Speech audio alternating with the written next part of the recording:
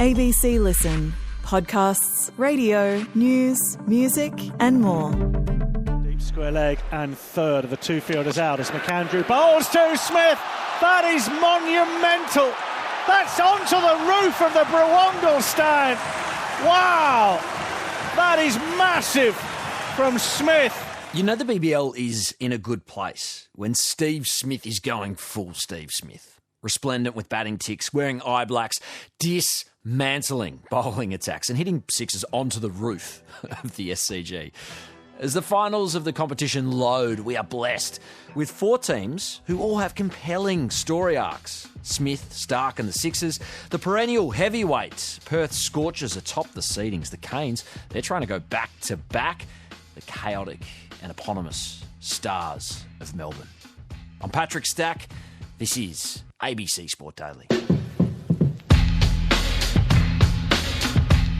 Brett Sprigg has been all over the country this summer calling BBL with the ABC. We're going to talk some finals with the great man as we go through seeds 1 to 4. In 15 seasons, Spriggy, the Scorchers have finished first in the regular season 6 times. What's weird in this iteration is how spicy the deck has been in Perth and the kind of headaches that's created. Who's going to be the key for this outfit, given that dynamic? Is it going to be the bowling unit or the batting unit? I guess you look at it one of two ways, Stacky, is the improvement lies in the bowling. And the Scorchers are by no means unbeatable, despite the parochial home crowds they get, and they had a record crowd in that last home game. And they are, as you say, a proven finals team. But it's been off balance this year as far as their batting. The likes of Finn Allen, Mitch Marsh putting up big numbers. They regularly make 200, which is well above average at most grounds across the country. Jordan over the wicket into Mitch Marsh, who swings hard, and again he just carves this through backward point for 4 more. That lunging shot that just glides away. It's extraordinary batting here at Bellarive. That brings up the team 200. Their bowling has lacked in BBL 15. They have good bowlers, of course, make no mistake, Jai Richardson, proven guys like Ashton Agar and all of that, but they just haven't had the most complete bowling performances across BBL 15. So I guess you say, well, they can defend big scores. They make big scores, but if they can put it together with the ball, all of a sudden that element then comes in for them in the playoff time. And of course, the advantages they have is finishing top, a chance along with the Sixers to win hosting rights for the final on Sunday is huge. But the Scorchers are by no means unbeatable. How central do you see Finn Allen to their prospects, given what he's been able to do this season, but also the sort of paucity of what's been around him, I guess? And getting off to a great start as well is so key in this format. So what he and Mitch Marsh have done at the top of the order has obviously been just so consistent. And when you can rely on good openers, that's what it's all about. That you set a platform, you get those 200 scores, and more often than not, you win. He's charging in now is Peter Siddle, the veteran. It's down the leg side to Finn Allen, who just picks it up and helps it on its way over fine leg. And another 6 for the big Kiwi. And the Scorchers, it's a pretty simple formula, really. As I say, they get the runs and often they can... Ashton Turner, of course, can't win a coin toss, which is disappointing for him, but it doesn't seem to affect them too much as far as getting results on the board. Speaking of making it look easy and simple, their opponents, the Sixers, they are interesting to me from a Steve Smith perspective. I guess he's easy, or makes it look easy in a very unusual way. You know, he's ticking off, he's wearing eye blacks, he's doing the V thing with his hand. Mitch Stark, he's back bowling rockets. Even though they finished second, do they kind of feel like the team to beat in many ways? It's fascinating, isn't it? The complexion of the tournament changes so much with the test players coming back in. It doesn't guarantee you success, but you look at Steve Smith, who now has scored more Big Bash hundreds than anybody. Janvir Sanger bowls to Smith again, and he'll go to 100. Magnificent innings from Smith. Unbelievable 100 that. Averaging in the 80s, striking at 176, and Mitchell Stark, who last night in Brisbane produced his best ever BBL figures. Mitchell Stark from the Vulture Street end to Jimmy Pearson. Fuller, flayed away and caught. He's done it again off the full delivery, Buff. Outside off. Pearson tried to play it through the cover and again nicely taken. And how could you not recognise that this is a very different team with arguably our two greatest Test cricketers of the past decade and a half? Not to mention, this club itself has a proven finals record too, much like the Scorchers. The Sixers into their 7th straight finals campaign and 12 out of the 15 seasons so far. And those guys were a part of this way back in BBL 1 when they won the inaugural title. Smith and Stark were a part of that with Moses Enriquez, of course, the current captain. The concern this time, and I think you can't really ignore, they're headed to Perth now straight from Brisbane, which is the full 5-hour journey. They'll be playing 3 games in 5 days. And yeah, I mean, he's only bowling 4 overs, but you'd have to wonder what sort of a toll that takes on Mitchell Stark's 36-year-old body after a busy summer. That's my main concern for the Sixers. But otherwise, they are the form team in the comp stacky. They've won 5 in a row. Greg Shipperd wins Australian titles for fun. And so they have a lot of things going their way, the Sixers. If, again, Steve Smith can produce his magic over in Perth, why would you back against them?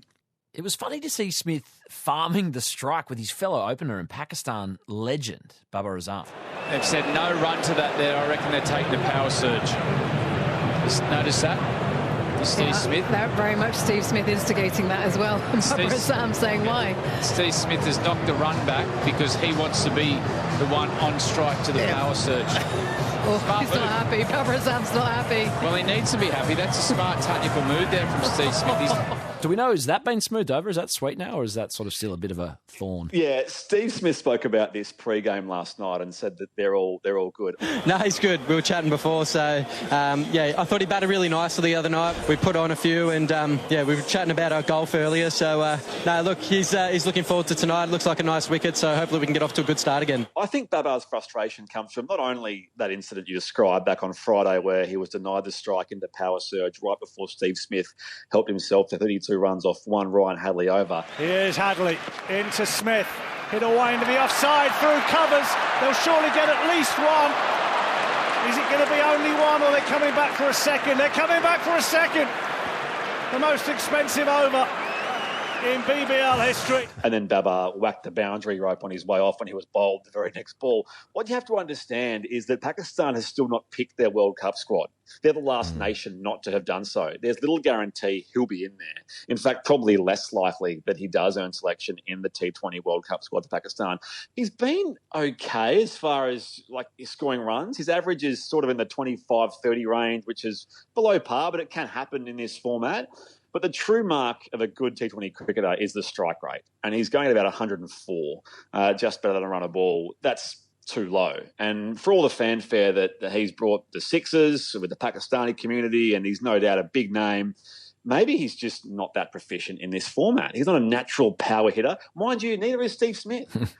He's also not been selected for his country in that format for quite a while. I read somewhere, I think Steve Smith averages 140 in the BBL since he was omitted from the Australian T20 side. So it's sort of curious that those guys are opening partners. Both have captained their country and very much world-class contemporaries. I saw that Babar actually was asked to rank those contemporaries across the formats, and he had picked Steve Smith as a superior Test player over the likes of Joe Root, Virat Kohli, Kane Williamson. So maybe he would change his vote now, Stacky, if he was asked a few days on. But no, I reckon they have made up over it. I think a lot of Babar's frustration is internal because he knows his spot in the Pakistan World Cup squad is on the line and he hasn't put his best foot forward. Circles within circles. Hey, the Canes are seeking to go back-to-back. I feel as though many are sleeping on Hobart because of the injury wobbles and the form wobbles. I mean, who looms as the talisman for this purple outfit with Tim David on the sideline with that hamstring injury? I guess Mitch Owen was the hero last year, but they have, again, a proven nucleus of guys that got the job done last year. It's so tough to try and understand just how different things could be for the Hurricanes. They were cruising in that game against the Brisbane Heat last week, needing 30-odd to win, 8 wickets in hand. Even a run of ball in the last over is usually pretty safe. And they couldn't get it done. An insane finish about to unfold here at Bellerive. The Hobart Hurricanes need 5 runs off the final ball after looking almost assured of victory here at Bellerive. 8 for 156. Okay, what's Rowie? Shane, the new batter at the crease. This has to go. He carves it away. Oh, they've got up. The Heat are going to win. Out to cover point. They get through for a single only. It won't be enough. Can you believe that? All corners of Bellerive. The Brisbane Heat have pulled off A remarkable comeback at Bellerive. The difference that makes is incredible because, as you say, could have locked up top spot right there and then. Now they go sudden death on Wednesday. Yes, they're at home. And I wonder if there'll be scarring from the match a week prior or if they can overcome that. I think the promising thing for the Canes, Stacky, and I know from having spoken to a few of their players, is they don't feel as though they've really had a complete game yet. Certain guys were well out of form through the entire first half of the tournament, and yet they were still winning for the most part. They are the defending champs for a reason. And unlike some sports where we talk about the difficulty in winning back-to-back, in the BBL it's happened a few times now. So you could say it's certainly very possible, but they haven't been consistent enough.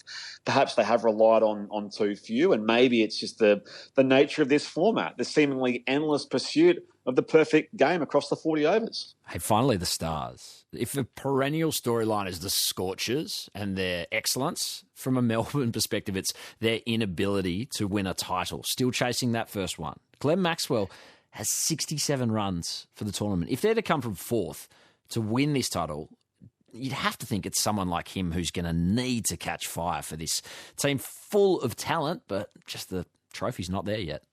I'm not sure if the crossover is there, Stacky, across the listenership of this podcast and Simpsons references, but I mean, maybe it is. It's sort of like when there's that mafia fight at the front of the Simpsons house and the little Japanese guy is sitting there and they're saying he's going to do something soon, isn't he? He's going to be good. Glenn Maxwell's just sort of biding his time, maybe waiting for that moment in the BBL playoffs. He is yet to get a score of 40 or more in this tournament, as you say, a guy who has defined what this very competition means. Facing up to Richardson, and Glenn Maxwell hits this ball straight up in the air.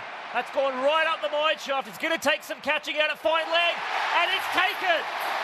So that is the end of Glenn Maxwell, and his torrid tournament continues. And indeed, he is in Australia's World Cup squad. And the contrast with Steve Smith's form is, well, should maybe one of those guys be and the other one not? But maybe he's due. That's what I'm saying. It's that Glenn Maxwell could be that guy. He knows as well as anyone what the Stars are and what they have been at this end of the season. But again, you talk about balance. They're bowlers have got the job done across the campaign. So it's all Peter Siddle, Harris Ralph, of course, Tom Curran as well. They've got a good first season out of Mitch Swepson, who came across from the Brisbane Heat. And they've got a well-rounded bowling performance. Of course, Marcus Stoinis, the captain as well. But yeah, is there a psychology around getting the job done, especially now having won the first 4 games and cruising, being on top, to now slumping to fourth? Are those wheels wobbling? I mean, Sam Harper has been an unlikely hero for them across this campaign. I doubt they would have thought he would be the guy who would lead their run scoring. Sandhu, last ball of the 13th, first over of the surge.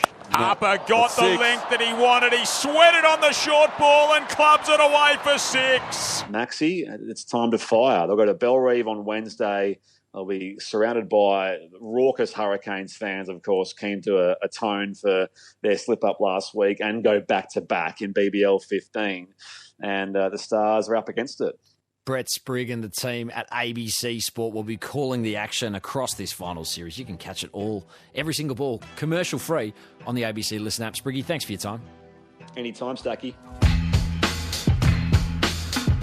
Headlines, tennis. Alex de Minaur has dispatched round 1 opponent American Mackenzie McDonald in straight sets for victory at Melbourne Park. We haven't had to wait long for our It's Hot at the Australian Open stories either, with temperatures in the low 30s. Local hope Priscilla Hon claimed her tournament opener after opponent Marina Stokusic could not handle the heat, succumbing to cramps and having to be taken from the court in a wheelchair. For full coverage of the AO, tune in to the ABC Listen app or head to the ABC Sport website. An enormous round of action in the Premier League this weekend just gone. Second place Manchester City rolled by crosstown rivals United under interim manager Darren Fletcher. Third placed Aston Villa lost to lowly Everton. Top placed Arsenal could have put a 9-point gap on their rivals but stumbled to a 0-0 draw with Nottingham Forest. In the NFL we have our NFC and AFC conference finals decided. Australian punter Michael Dixon and the Seattle Seahawks thumped San Fran. They will face the LA Rams for a place in the Super Bowl. Waiting for the winner of that will either be the New England Patriots or the clinical Denver Broncos, who edged past Josh Allen's Buffalo. Have a listen to the vanquished QB Allen after his defeat, followed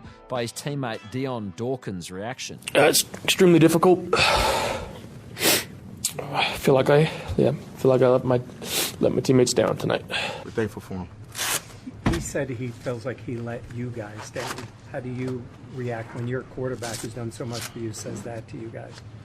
He let us down. The Cure sang boys don't cry, but gridiron stars do, and we like it. I'm Patrick Stack. This is ABC Sport Daily, produced by Poppy Penny. Thanks to Fox Sports for the extra audio used in this episode. Discover more great ABC podcasts, live radio and exclusives on the ABC Listen app.